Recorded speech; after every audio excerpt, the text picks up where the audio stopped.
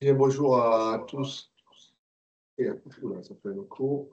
Ce que je vous propose, je vois qu'il y a pas mal de gens qui sont connectés, c'est qu'on attend peut-être 2 3 minutes de plus, et puis après on attaquera pour les gens qui sont là pour éviter de prendre du retard sur cette réunion. Donc on attend 2 minutes et puis on attaque. Bonjour à tous.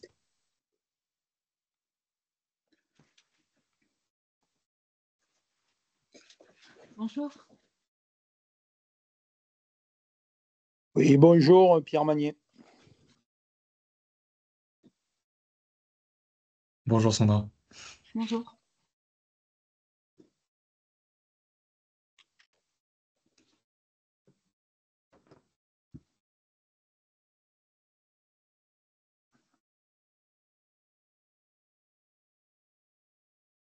Bonjour à tous, Michel Laverdé.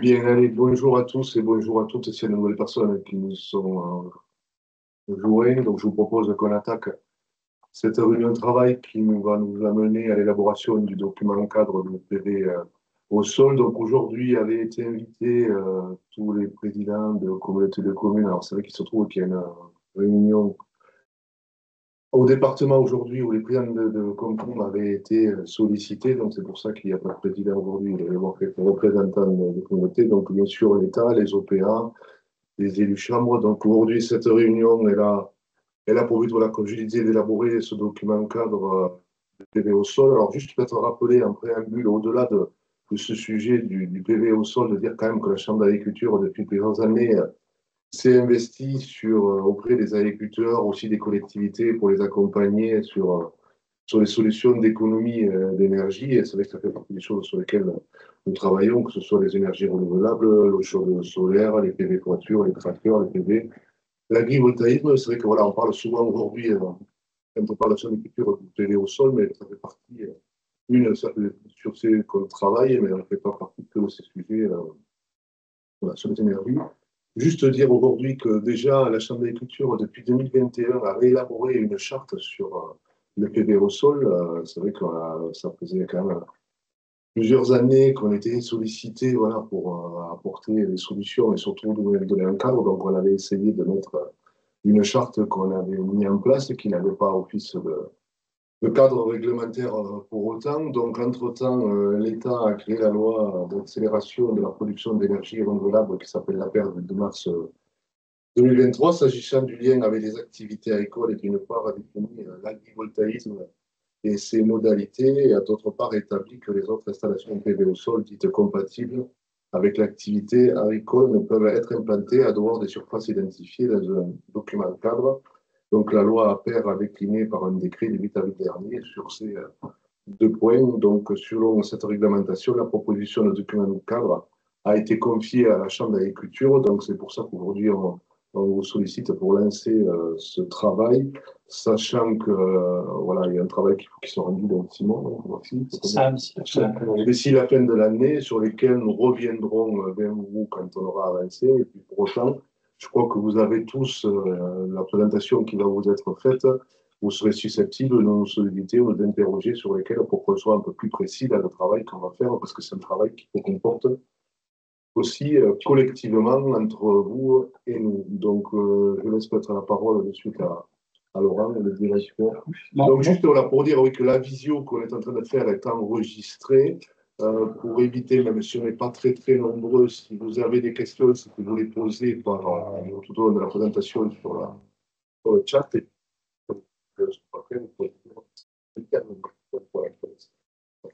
Ok, bonjour à tout le monde. Donc, je suis accompagné de Johan Antoine, qui est notre référent agrivoltaïsme dans l'équipe énergie renouvelable, et Pierre-Henri Mons, qui est le chef du pôle entreprise et territoire.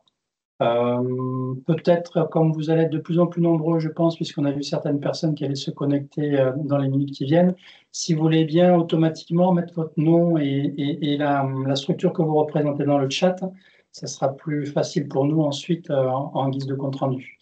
Et comme l'a dit Christophe, donc, ce webinaire, on le diffusera sur nos réseaux, que ce soit le compte Facebook, le site web de la Chambre d'agriculture ou le journal agricole La Défense paysanne. Pour ce qui me concerne, je vais intervenir 5 à 7 minutes maximum, juste pour vous présenter ce que fait la Chambre d'agriculture dans le détail en termes d'énergie renouvelable. Donc, les ENR à la Chambre d'agriculture du Lot, c'est notre premier sujet. Deuxième sujet, donc on verra le contexte réglementaire des installations photovoltaïques.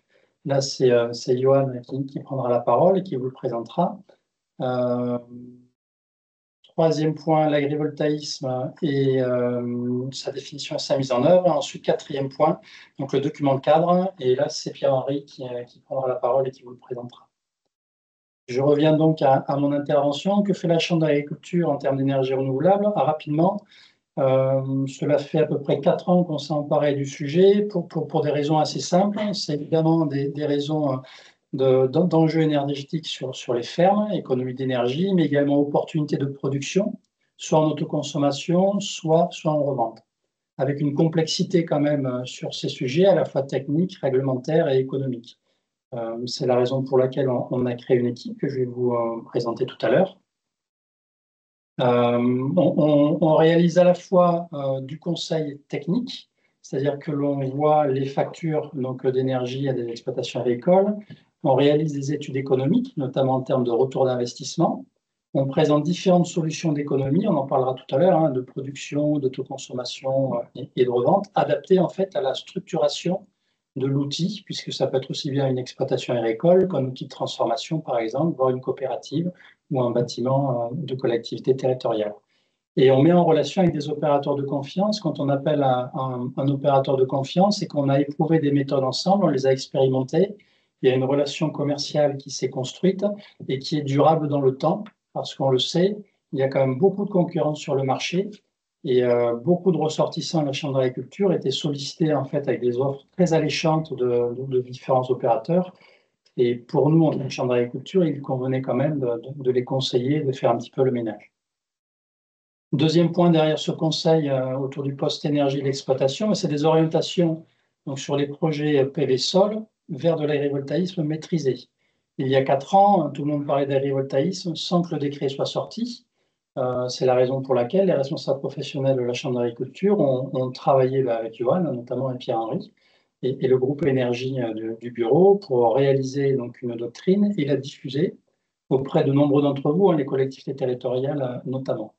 Et on s'est également impliqué dans des actions expérimentales pour vérifier ce qui ne marche pas, parce que là aussi, il y a une offre qui est pléthorique vis-à-vis des opérateurs et des développeurs, et il convenait de faire une petite sélection par rapport à notre agriculture lotoise et à notre territoire lotois aussi, qui est quand même très touristique. Notre rôle, donc, en termes de dialogue avec les collectivités sur le sujet spécifique de l'énergie renouvelable, le premier point, c'est tout simplement les PLUI et les permis de construire. Donc, on donne des avis. D'ailleurs, je pense que le président en a signé pas mal hier, je crois, pour Corral d'Or. Mais c'est également le cas pour toutes les collectivités territoriales et les communautés de communes. On partage aussi donc, les analyses et les positionnements quant aux projets de bâtiments ou d'installation au sol. Il y a des collectivités territoriales qui nous demandent conseil technique lorsqu'il s'agit de projets sur terres agricoles. Et donc, on les conseille pour leur donner notre avis. Par rapport à notre équipe, très rapidement, donc Pierre-Henri, vous le connaissez, Claire Capel, donc en fait, était déjà dans notre équipe. C'est elle qui est également référente sur le contrat d'agriculture durable. Et elle vient d'intégrer l'équipe ENR, donc l'équipe énergie renouvelable, en tant que référente toiture et tracker. Elle remplace Romane Lefebvre, pour ceux qui la connaissaient et qui est partie vers de nouveaux horizons. Johan, donc ici présent, est vraiment très spécialisé sur l'agrivoltaïsme. Et c'est le lien entre les opérateurs, la Chambre d'agriculture, les administrations et les collectivités territoriales. Dans notre équipe, ensuite, on a spécialisé les conseillers que nous avons en fonction de leurs activités professionnelles et des filières avec lesquelles ils travaillent. Thierry Guéral, par exemple, est notre référent solaire thermique. Donc, c'est un des outils qu'on a dans notre boîte à outils. Le solaire thermique, c'est essentiellement pour les opérateurs transformateurs ou les éleveurs de veaux, qui ont un gros besoin d'eau chaude. Nous avons Benjamin Campèche, qui est notre chargé de mission eau. On parle aussi d'énergie renouvelable et de besoins d'ENR en irrigation, mais pas que. Christophe Roger, donc, qui participe au CDPNAF et qui est, on va dire, l'urbaniste de notre équipe, puisqu'à chaque fois, on parle foncier. Stécie, qui est notre assistante et qui fait le lien sur les dossiers que l'on doit suivre entre les opérateurs et la Chambre d'agriculture avec les agriculteurs. Enfin, donc pour compléter l'équipe, si la diapo suivante arrive, super. Nous avons Benoît Piquet, donc c'est plus pour tout ce qui est élevage laitier. François Labruni sur la problématique agro-environnement et Florence Léaubon sur la viticulture et l'installation, puisque jusqu'à présent, elle a été dans l'équipe Viti et elle vient d'intégrer l'équipe installation il y a quelques jours. Donc voilà pour la présentation de ce que fait la Chambre d'agriculture. Je le rappelle, si vous avez une question, n'hésitez pas à la poser dans le chat. Et bien sûr, on y répondra. Si vous estimez que notre réponse n'est pas complète, vous levez le doigt et bien sûr, on vous donnera la parole. Alors, je vais continuer avec une partie un peu plus réglementaire en vous présentant quelques points de la loi APER, donc qui est la loi qui a pour objectif d'accélérer la production des énergies renouvelables en France. Simple rappel, l'objectif, c'est une atteinte de 40% de la production d'électricité en énergie renouvelable d'ici 2030. Pour cela, en fait, cette loi s'appuie sur la création de zones d'accélération. Ces zones d'accélération, en fait, ce sont des identifications de zones favorables à l'accueil d'installations, différents gisements d'énergie renouvelable au sein de chaque commune. Ce sont les conseils municipaux qui sont chargés de faire remonter ces zones d'accélération. Et dans celle-ci, eh bien, le délai d'instruction sera réduit concernant les projets d'installation photovoltaïque. Cette loi induit aussi de nouvelles obligations et de nouveaux seuils pour couvrir les toitures ainsi que les parkings. Elle permet donc aussi de cadrer quelque part et de définir les installations photovoltaïques au sol qui sont sur espaces naturels, agricoles et forestiers. Et pour cela, elle crée deux types d'installations. Elle définit deux types d'installations. Les installations agrivoltaïques, où ce sont des installations qui sont localisées sur des terres agricoles et qui sont nécessaires à l'activité agricole. Pour celle-ci, l'avis de la CDPNAF est conforme, c'est-à-dire que le préfet en fait, doit suivre l'avis de la commission. De l'autre côté, dans le côté droit, nous avons les projets compatibles avec l'activité agricole. Cela n'ont lieu que sur des terres incultes ou inexploitées. On va en parler un peu plus loin avec Pierre-Henri. Et en opposition, ces avis de la CDPNAF sont simples. Donc, je vais vous développer un petit peu la partie agrivoltaïque avec sa définition. Donc, qu'est-ce que c'est une installation agrivoltaïque? Elle contribue durablement en fait, à l'installation au maintien et au développement de la production agricole. Elle garantit en fait à un agriculteur actif les différents critères que je vais citer qui sont ci-dessous dans la présentation. Donc tout d'abord, apporter un service à la parcelle agricole, donc au moins un des services suivants, c'est-à-dire améliorer un potentiel l'impact agronomique, pouvoir s'adapter au changement climatique, se protéger contre les aléas climatiques ou bien encore améliorer le bien-être animal. Donc chaque projet devra apporter au moins un de ces services pour entrer dans la définition de l'agrivoltaïsme. Ensuite, l'installation, elle devra permettre une production agricole significative. Qu'est-ce que ça veut dire? La loi dit qu'on ne doit pas perdre, donc un projet végétal, plus de 10% de rendement en comparaison avec une zone témoin ou un référentiel local. En élevage, par contre, il n'y a pas écrit de pourcentage à respecter, mais c'est bien via un volume de biomasse fourragère ou un taux de chargement ou bien un taux de productivité numérique. Donc c'est via ces indicateurs que seront vérifiées la production agricole significative. Nous sommes en attente aujourd'hui d'un arrêté qui va lister une liste de différentes technologies agrivoltaïques qui seront éprouvées par l'ADEME et donc qui diront en fait si telle ou telle technologie permet d'avoir une production significative sous ces panneaux-là.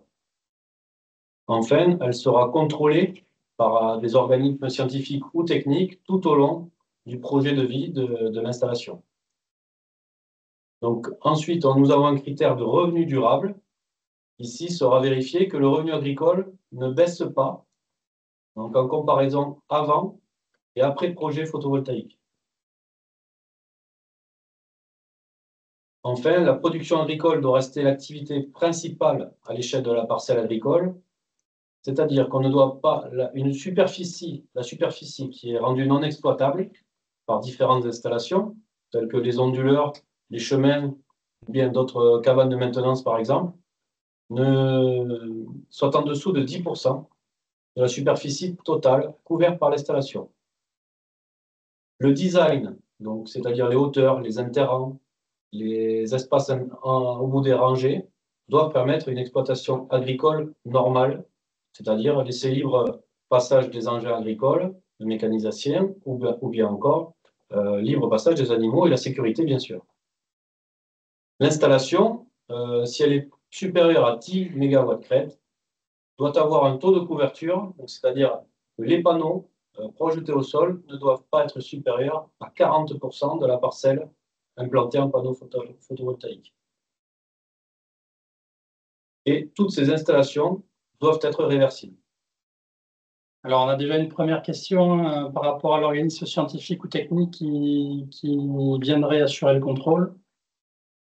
Donc ça, la loi dit que tout organisme scientifique pourra être garant ou technique de ce suivi.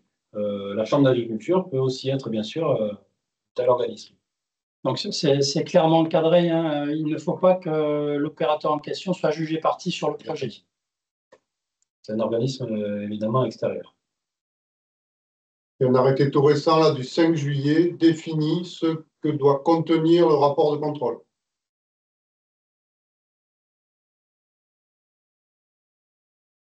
Nous avons depuis 2021 une doctrine professionnelle qui établit en fait des règles exigeant un agrivoltaïsme maîtrisé sur notre territoire. Juste pour passer quelques items, mais pour vous montrer qu'elle est un peu plus exigeante que la loi qui vient de sortir. On a un item notamment au niveau des critères sols, puisqu'on souhaite quand même évidemment sauvegarder les meilleurs potentiels de nos sols du département. Elle vise la production agricole, déjà en 2021, où c'est qu'on souhaitait que la production agricole soit véritable et pérenne.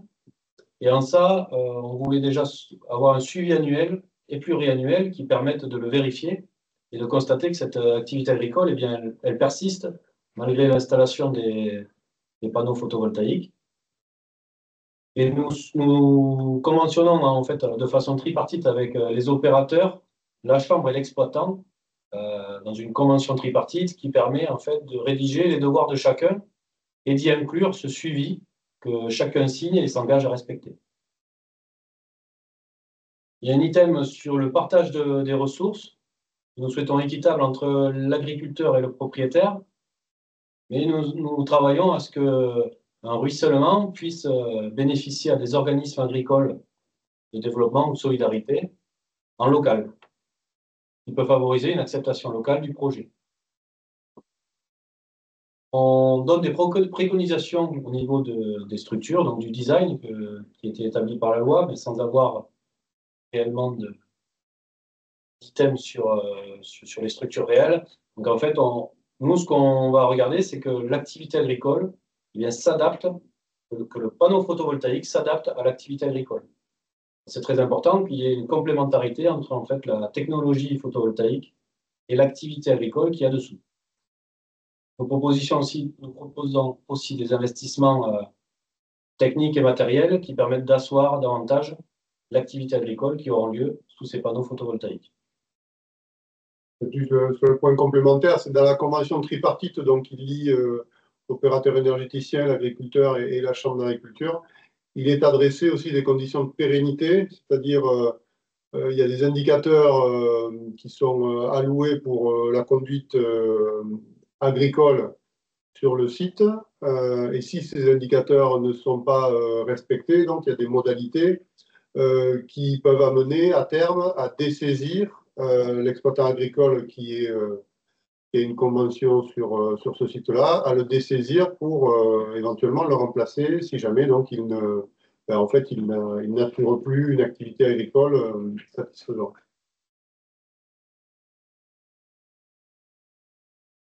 Donc notre rôle en tant que chambre d'agriculture et moi en tant que référent photovoltaïque, c'est d'avoir connaissance de tous les projets au sol afin de pouvoir imposer les règles de notre doctrine pour un développement maîtrisé.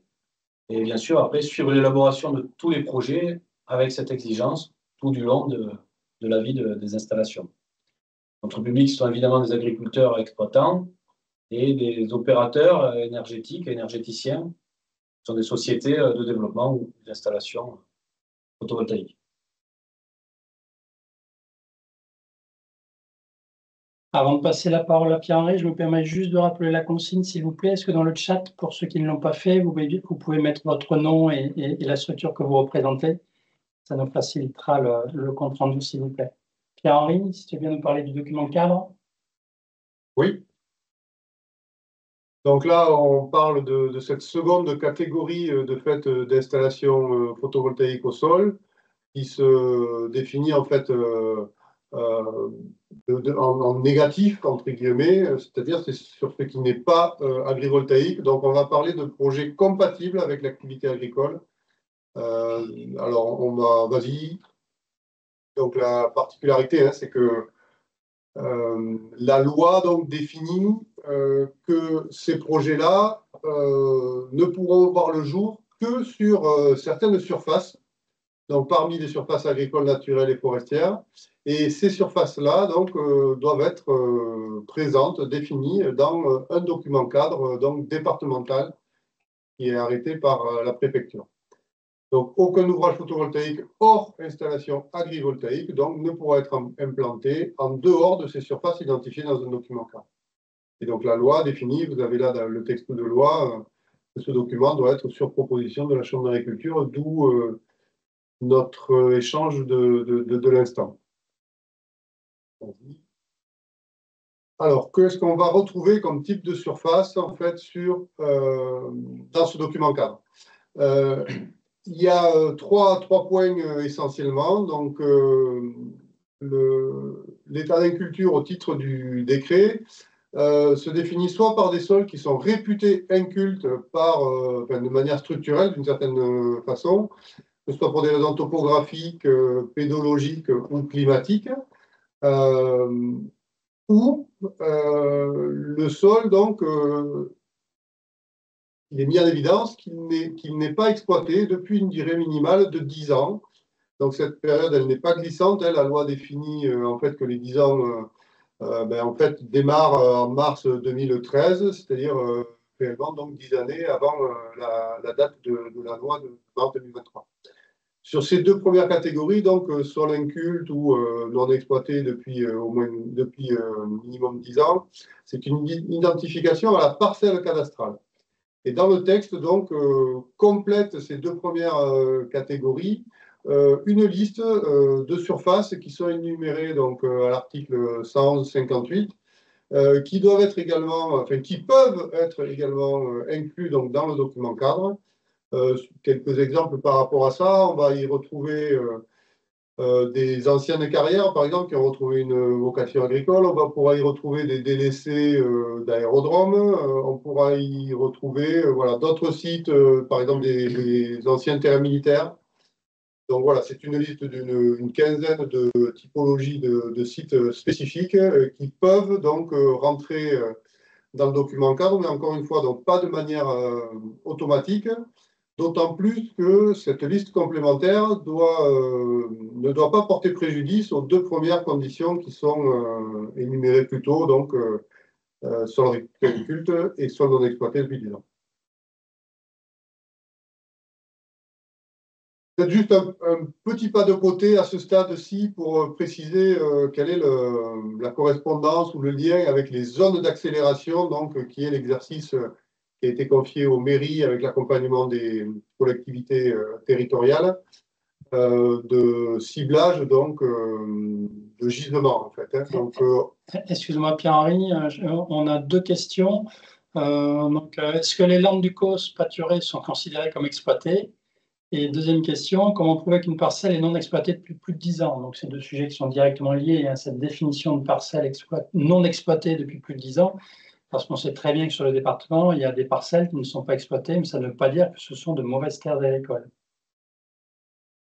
Après, la notion d'exploitation, il y a bien la notion de pâturage qui est inscrite dans la loi. Donc, à partir du moment où l'exploitation se fait par du pâturage, notamment ovin ou bovin, enfin de ruminants, on considère que c'est bien exploité et que ce n'est pas inexploité.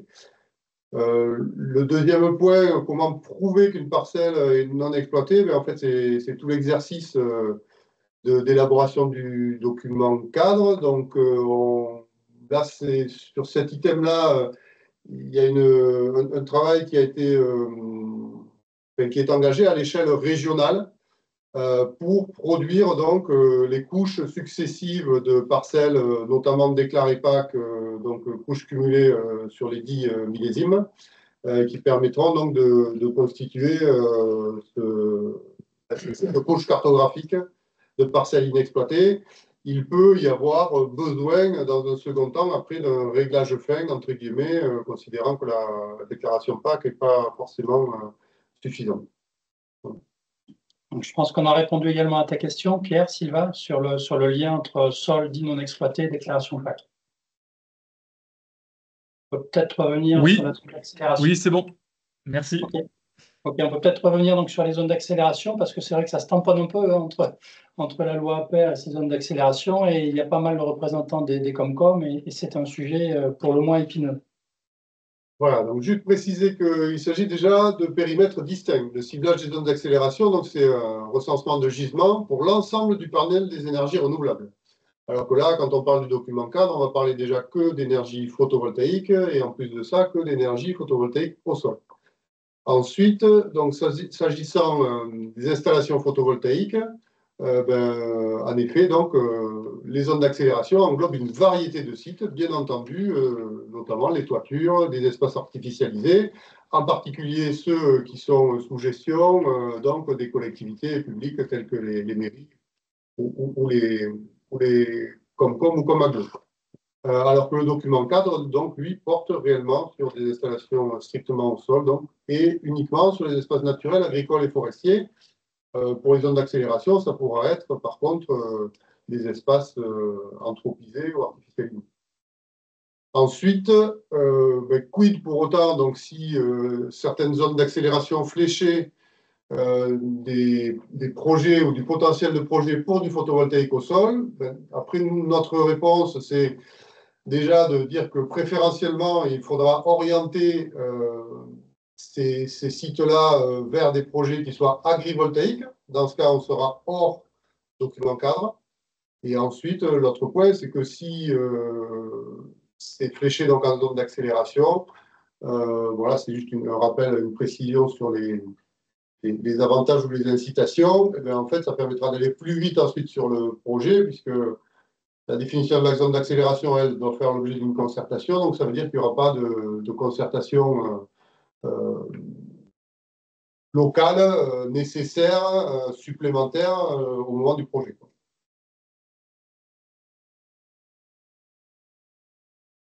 Donc ensuite, voilà, on rentre vraiment dans la méthodologie d'élaboration du document cadre, qui était le cœur du sujet qu'on voulait aborder avec vous aujourd'hui.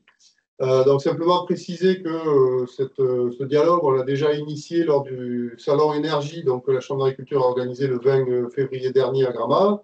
Tous les textes réglementaires n'étaient pas sortis, mais on avait quand même les grandes lignes. Et puis on a également, donc, suite à l'initiative de la préfecture et des services de l'État, donc participé lors d'un atelier, enfin en tout cas animé un atelier lors du Forum Énergie le 13 juin dernier. Donc la concertation pour nous démarre donc aujourd'hui avec un partage de la méthodologie. Ensuite, donc, ce qui est devant nous, c'est tout le cœur, entre guillemets, technique du travail avec sur la cartographie, en fait. Hein, donc, une première phase avec un travail un petit peu automatique donc, de mise en évidence des différentes couches cartographiques en fonction des différents critères.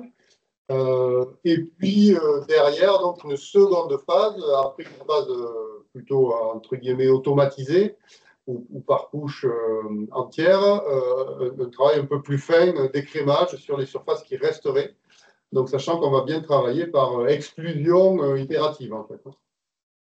Et le dernier point, c'est qu'à l'issue de ce travail technique, donc, on vous proposera, donc, sous configuration comparable à celle d'aujourd'hui, donc une concertation post-travail technique, avant de remettre la proposition de document cadre donc, à la préfecture. On devrait se retrouver là fin septembre ou début octobre. Donc on a une remarque de Nathalie Masbou indiquant que la concertation a souvent été survolée, ce qui risque de poser des problèmes et des tensions sur certains gros projets. Donc c'est évident que cette concertation est là quand même au quotidien, hein, mais c'est une vraie question. Et également Christelle Carpio qui demande si les ombrières photovoltaïques rentrent dans les critères issus du document cadre. Donc une ombrière photovoltaïque, si c'est sur terre agricole, la réponse, je pense, est oui, mais je vais me tourner vers Johan. Oui. Pour nous, les ombrières photovoltaïques rentrent complètement dans ce cadre. Elles avaient été un petit peu en fait, mal interprétées par certains organismes, mais les ombrières photovoltaïques sont bien des technologies au sol photovoltaïques. Et je rappelle que la Chambre d'agriculture a pris avis négatif sur certains projets parce qu'effectivement, des opérateurs voulaient couvrir plusieurs centaines d'hectares d'ombrières avec une activité agricole dessous céréalière. Et on est quand même dans un département hyper touristique avec de gros problèmes de co-visibilité. Pour les ombrières, en fait, l'application du droit sera plus par rapport au type de sol que sur le type de technologie qui est employée. Donc, il peut y avoir une assez grande variété de technologies. On le verra dans l'arrêté de l'ADEME, mais dans plusieurs mois, puisque je ne pense pas qu'ils puissent rendre leur copie en termes de technologie éprouvée avant au moins 12 mois. Donc, juste pour préciser donc, la méthodologie, donc, vous l'avez compris, elle est déclinée en plusieurs étapes pour identifier la parcelle donc, que la Chambre d'agriculture ne souhaite pas recenser comme support potentiel de développement d'une centrale solaire au sol, hors agrivoltaïsme. En d'autres termes, ça consiste à un retrait des parcelles que nous souhaitons préserver pour leur vocation agricole et qui ne répondent pas aux conditions indiquées dans le décret. Il s'agira donc d'appliquer des filtres basés sur un certain nombre de critères. Donc, on va avoir quelques illustrations juste après. Pour cela, donc, techniquement, on va avoir besoin aussi de mobiliser des données externes. S'agissant de la liste complémentaire, donc ce que je présentais tout à l'heure, ce qui est au-delà des non exploités depuis 10 ans ou incultes, donc la liste de sites spécifiques, Donc, nous avons sollicité, le courrier est en partance, tout juste parti. Oui, donc, il est parti. Voilà, il est parti. Nous sollicitons à la fois donc, les services de l'État via la préfecture et puis le conseil départemental, puisque certaines typologies de sites donc, font référence à des arrêtés ou des conventions ou des cadres qui sont régis par ces deux instances. Et puis, alors là, beaucoup plus récent, donc, puisque là, le dernier arrêté est paru au journal officiel le 7 juillet, donc concernant les bois et les forêts. Il y a eu une précision donc, sur ce dernier texte qui indique que, donc, à la fois Centre national de la propriété forestière, l'IGN et puis l'Office national des forêts, comment dirais-je, apporteront les éléments à la Chambre d'agriculture pour avoir des cartographies relatives aux bois et forêts, puisque donc, cet arrêté du 5 juillet liste aussi donc, une série de...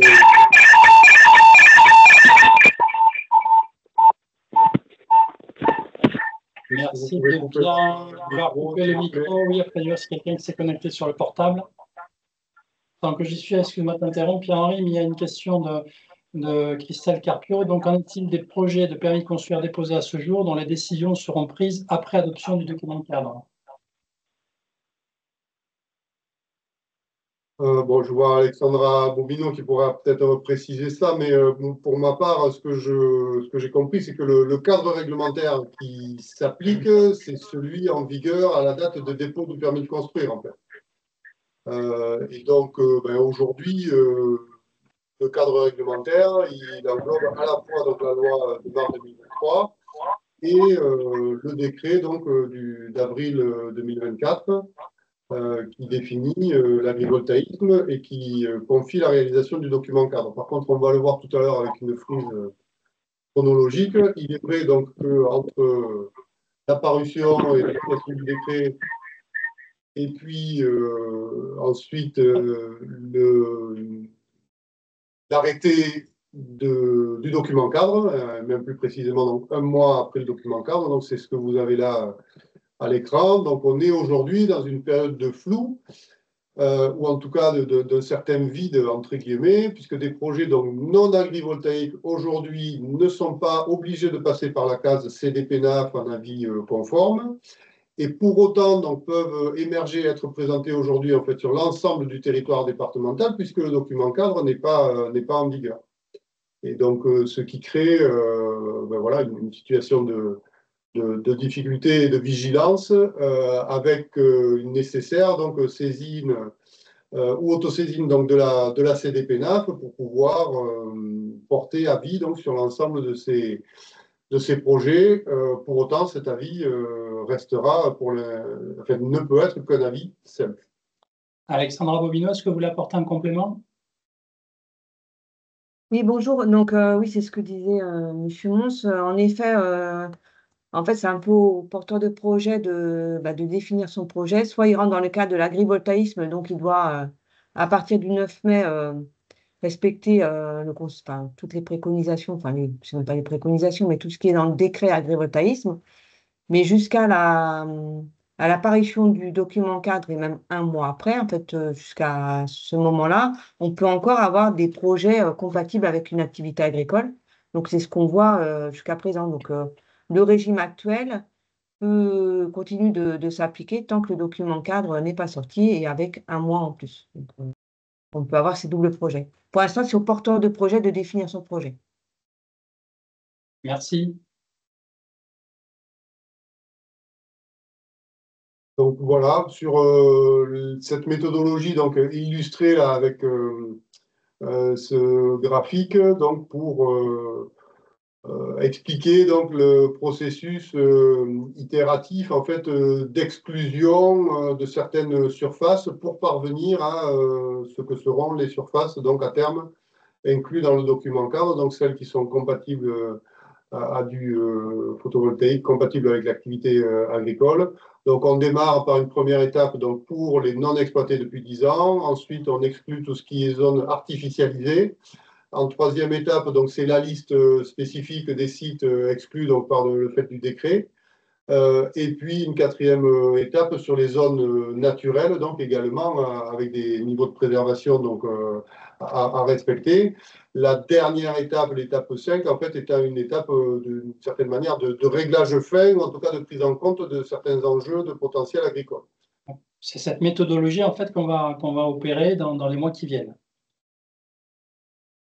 Voilà, donc vous avez les types de données que l'on mobilisera. Et pour la dernière étape, celle relative au potentiel agricole, vous avez une liste qui n'est pas forcément exhaustive, mais qui peut être indicative donc, de ce qui peut être mobilisé comme type de critères ou de données, à la fois des éléments pédologiques, des zonages de l'INAO, des zones irrigables ou irriguées, et éventuellement ensuite des données départementales sur des enquêtes pastorales, du potentiel agronomique ou des PAEN.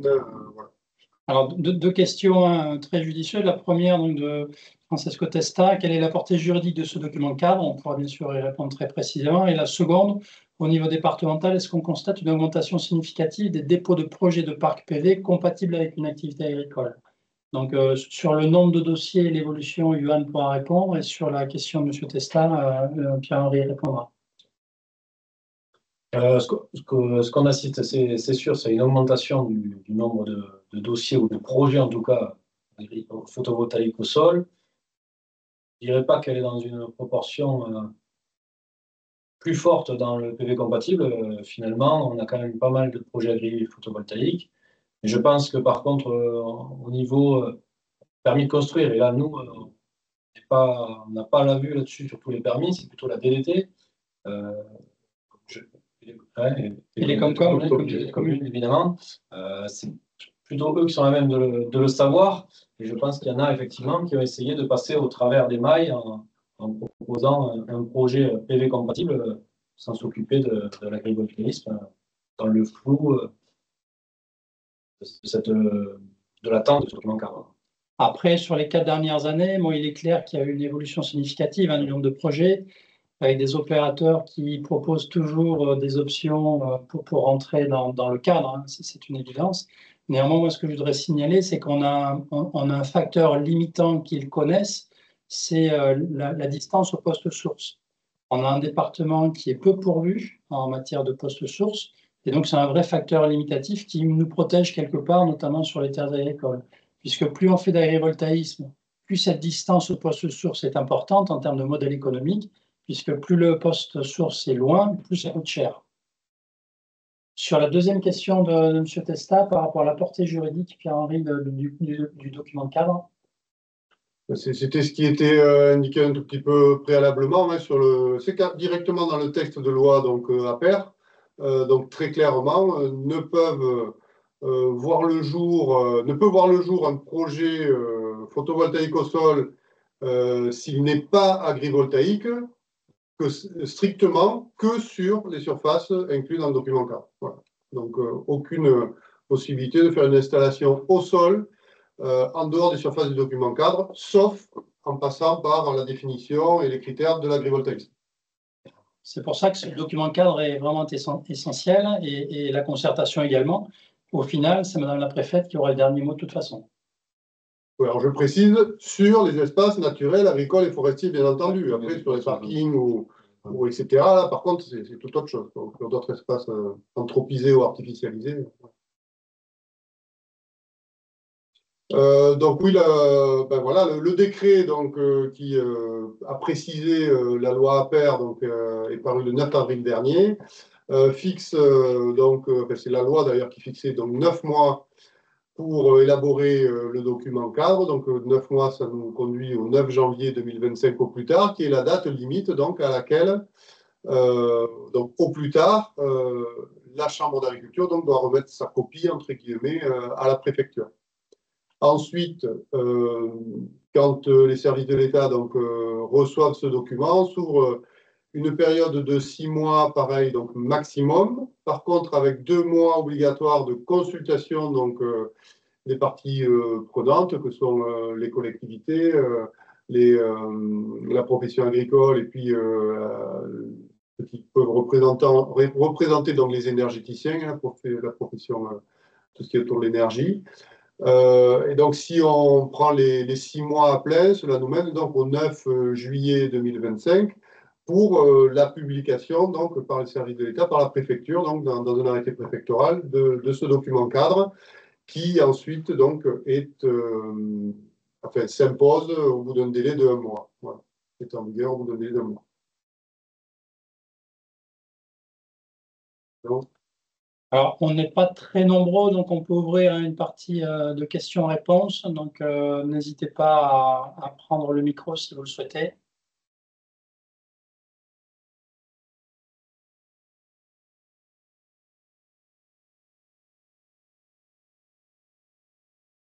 Allez, c'est toujours la première question qui doit venir. On va peut-être répondre à ce qui est dans le chat, peut-être déjà. Donc, comment s'articulent les projets agri-PV dans les PLUI qui ne les ont pas repérés? Donc là, c'est le repérage. Je comprends que c'est le lien avec les zones d'accélération. Donc, un projet agri-PV qui ne serait pas dans une zone d'accélération va suivre les étapes de développement d'un projet, finalement, comme avant l'apparition de la loi. Et donc, s'il n'y a pas eu ce repérage donc, dans le cadre de la zone d'accélération, y compris donc un nécessaire comité de projet, c'est ça, un COPI, comité de pilotage. Ouais. Pour une concertation plus locale, la loi impose qu'il y ait un comité de pilotage qui soit organisé par l'opérateur porteur de projet. En concertation avec le conseil municipal, différents organismes qui pourront inviter sur le secteur. Ensuite, donc... Est-ce que vous m'entendez? Oui. Allô? Allô? Oui, on vous entend. Oui, c'est Pierre Dufour, là, de la Confédération paysanne. J'ai eu des petits soucis de connexion. Du coup, je vous ai envoyé une question. On en avait parlé à la dernière réunion. Le fait de faire un appel à concurrence sur les parcelles identifiées avant qu'elles soient intégrées dans le document cadre, de façon à vérifier qu'effectivement, il n'y a pas de personnes qui souhaiteraient exploiter ces parcelles.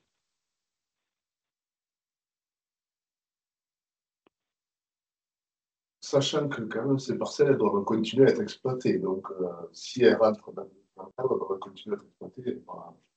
Il y a une notion de compatibilité avec l'activité agricole. Ceci dit, ce sera une compatibilité à minima. Voilà. Après, ce qui est certain, c'est que de toute façon, cette concertation porte bien son nom. On parle de concertation.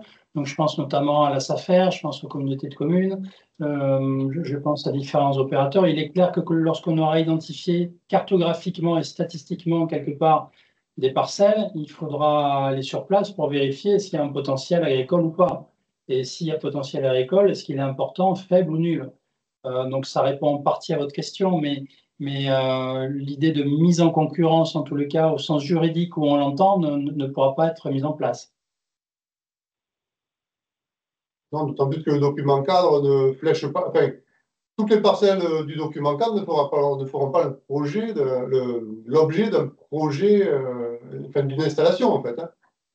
C'est juste le fléchage comme dans le travail de planification d'urbanisme, de ce qui potentiellement peut accueillir tel ou tel type d'activité.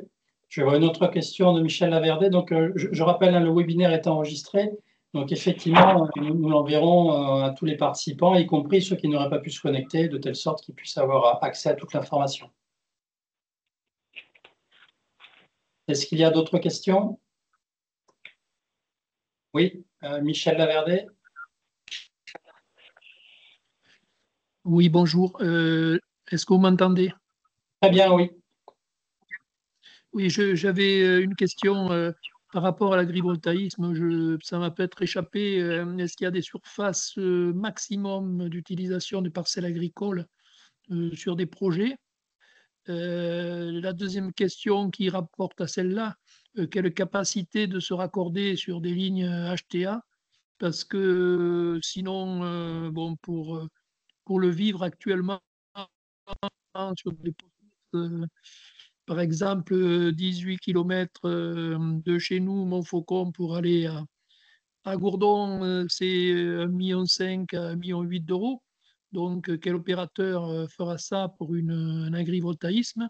Ça va être compliqué Donc voilà, c'est un peu ma question. Alors, juste 2 éléments de réponse. Non, il n'y a pas de surface maximum. Ça, c'est à l'appréciation en fait de nous tous, hein, mais en tout cas, ce n'est pas indiqué. Et deuxième question, ça rejoint le modèle économique, hein, c'est que plus le poste source est loin, plus cela rend impossible en fait de faire de l'agrivoltaïsme, parce que le modèle économique pour les opérateurs n'est pas atteint. Je ne sais pas si, Johan, sur ce sujet, tu veux apporter une précision. Oui, en général, on peut estimer plus d'1 hectare, quelque part, 1 kilomètre de raccordement équivaudrait à moins 1 hectare de projets panneaux photovoltaïques, et encore tout dépend évidemment du pourcentage de couverture. Pour répondre à la question sur le repiquage sur les lignes haute tension, cela existe pour les petits projets, c'est-à-dire des projets d'environ, je parle en surface, 4 hectares maximum. Je le rappelle pour ceux qui sont connectés en cours, hein, de webinaire, la Chambre d'agriculture a une position très claire, hein, c'est priorité au photovoltaïque sur les toitures, priorité au photovoltaïque sur les trackers, sur éventuellement les serres photovoltaïques, et ensuite l'agrivoltaïsme, c'est le dernier élément. On en parle aujourd'hui parce que on est vraiment au cœur du sujet et qu'on est dans l'obligation de faire ce document de cadre, mais c'est quand même bien de rappeler, hein, l'ordre de priorité politique de la Chambre d'agriculture. Autre question de Christelle Carpio, est-ce que le repérage dans le document cadre peut influencer le coût du foncier? Alors, c'est compliqué de répondre. Cela dit, on le voit, hein, il y a une certaine pression qui s'opère sur le terrain, soit pour des raisons de jalousie, je crois qu'on peut se le dire entre nous, soit pour des questions d'opportunisme. Donc, on ne peut pas vraiment répondre directement à cette question. Il est évident que si des terres sont repérées comme pouvant recueillir une activité agrivoltaïsme, je pense que ce n'est pas tellement sur le coût du foncier qu'on verra la différence, mais c'est sur d'autres registres. Et ces tensions sont quand même à bien prendre en compte entre agriculteurs, mais également avec les habitants, avec les collectivités, parce que quand il y a en plus une coactivité touristique localement, ça pose des problèmes de visibilité. Et quand on parle d'agrivoltaïsme, on parle souvent aussi de hauteur de panneaux, et plus les panneaux sont hauts, plus il y a ces problèmes de co-visibilité. C'est également à prendre en compte. Monsieur Malaverne. Oui, je voulais justement vous aborder cette question là,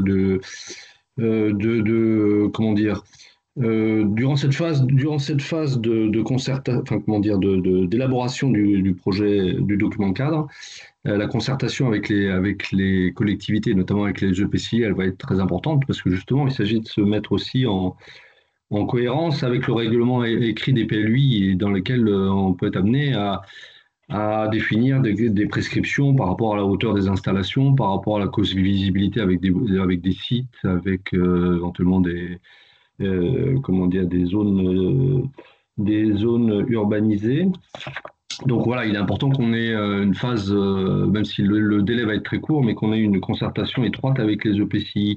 Deuxième chose sur laquelle moi je voulais intervenir, c'est sur la cohérence avec justement les PCAET. Parce que en fait, le potentiel de déploiement, le déploiement du potentiel de production d'énergie renouvelable, comment dire, est important. Si je prends l'exemple de Covaldo, aujourd'hui, à ce jour, on est déjà à 50% de production d'ENR sur notre EPCI. Donc, ça n'a pas beaucoup de sens de planifier, comment dire, d'aller au-delà d'un certain potentiel de photovoltaïque au sol, parce que ça ne serait plus en cohérence avec le PCAET. Voilà, donc il y a un moment où il faudra aussi se dire il faudra s'arrêter. Voilà, donc c'était ma deuxième remarque. Il faut aussi que ce document cadre fasse le lien avec les PCAET des EPCI. Ok, Jacques-Michel Laverdé a redemandé la parole. Oui, j'avais deux questions. Je partage tout à fait l'avis de M. Lavergne sur la définition de ce qu'on veut faire aujourd'hui. Plusieurs collectivités défini des règles de leur collectivité avec les citoyens, les communes, etc., pour faire des chartes de bonnes pratiques vis-à-vis des énergies renouvelables.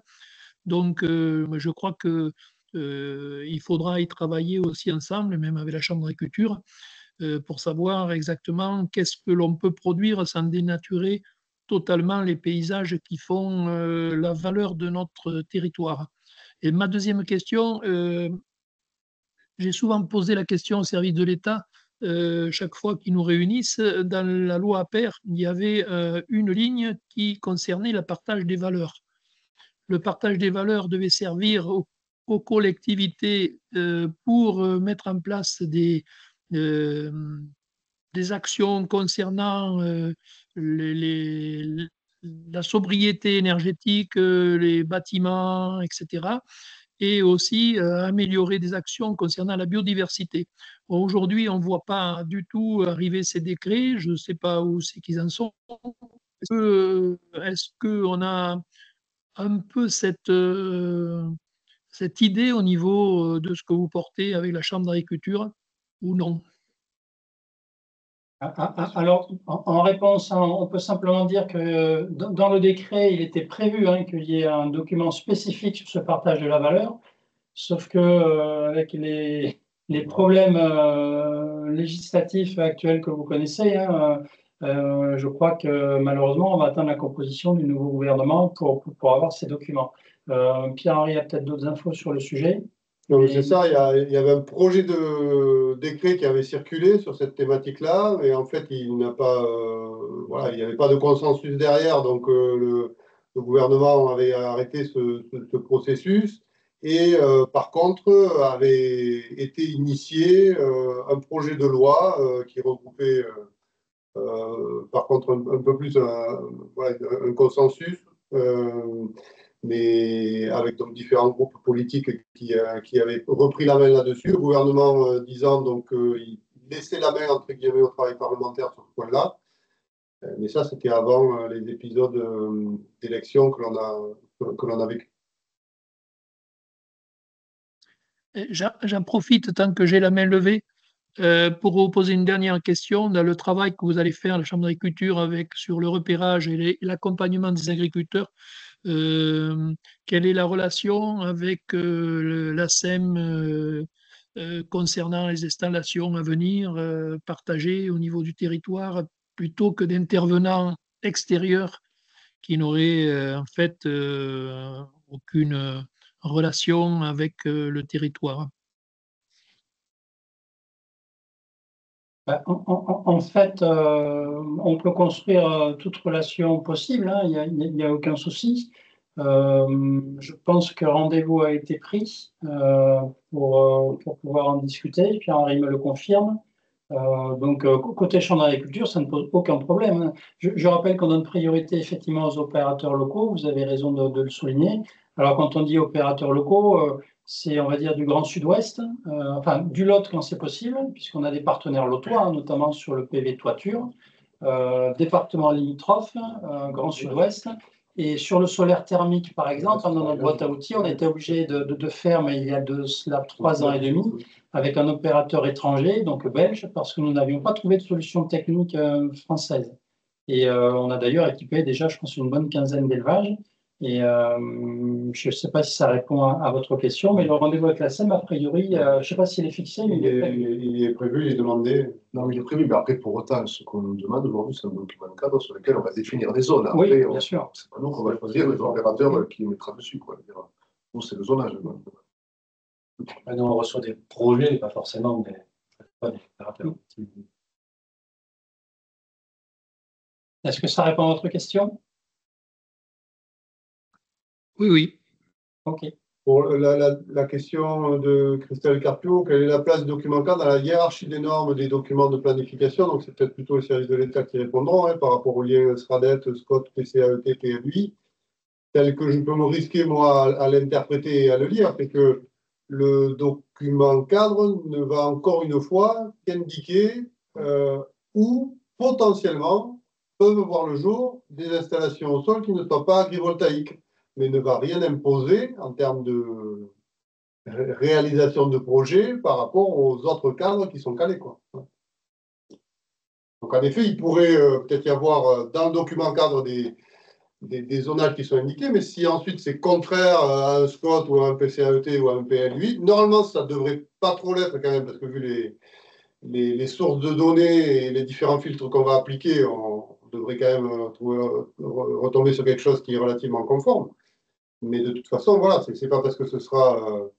c'est pas parce que le document cadre va dire là, on pourrait faire que, effectivement, pourra se faire, quoi. Parce qu'ensuite, c'est un permis de construire, un avis de PDAP, etc.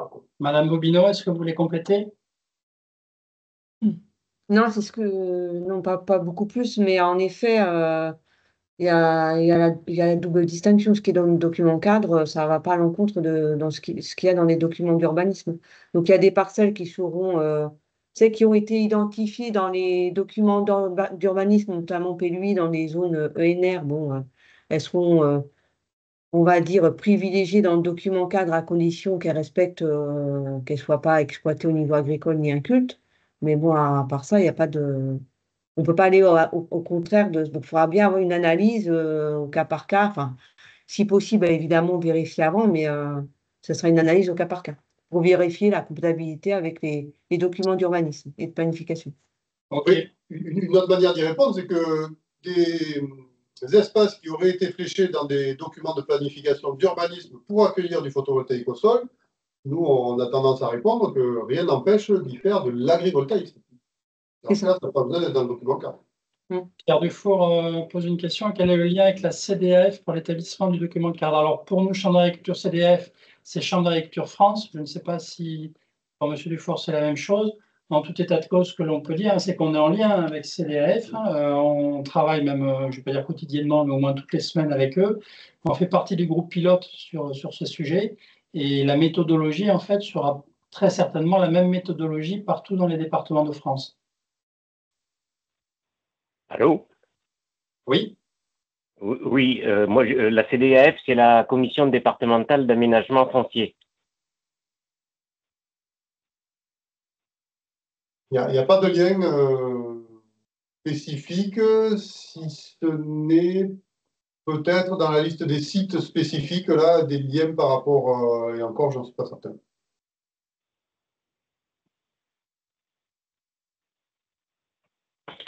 En tout cas, dans la réglementation, il n'est pas fait référence à une contribution de quelque manière que ce soit de la CDAF.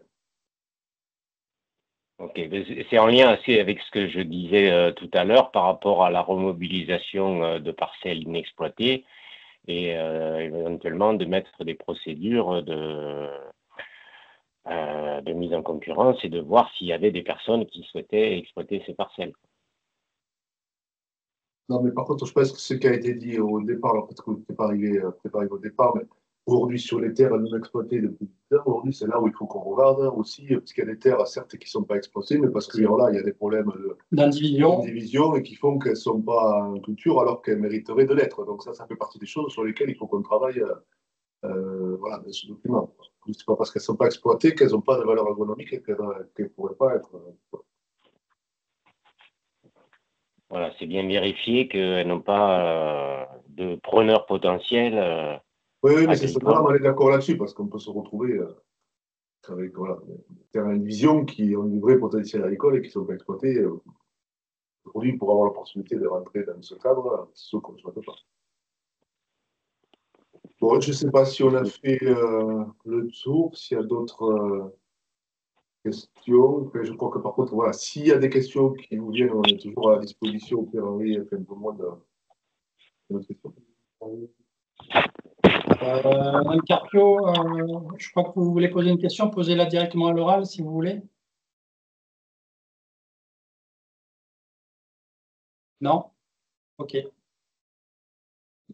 voilà, ce que je disais, c'est qu'on est toujours quand même voilà, à disposition. Si vous avez des questions ou des interrogations, voilà. Les personnes qui travaillent sur ce dossier sont à votre écoute c'est toujours répondre.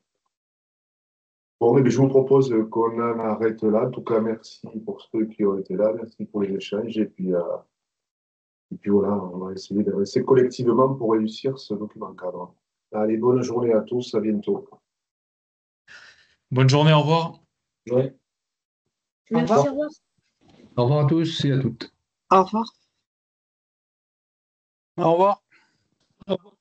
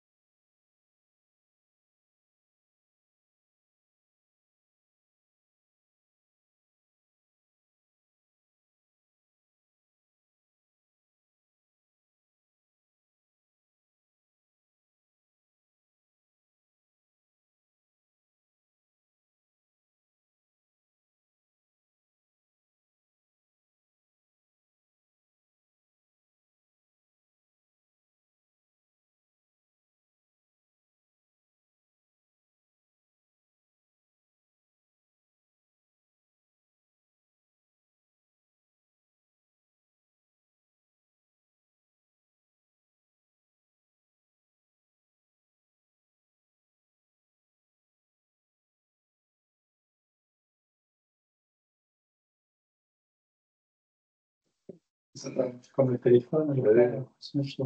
Oui.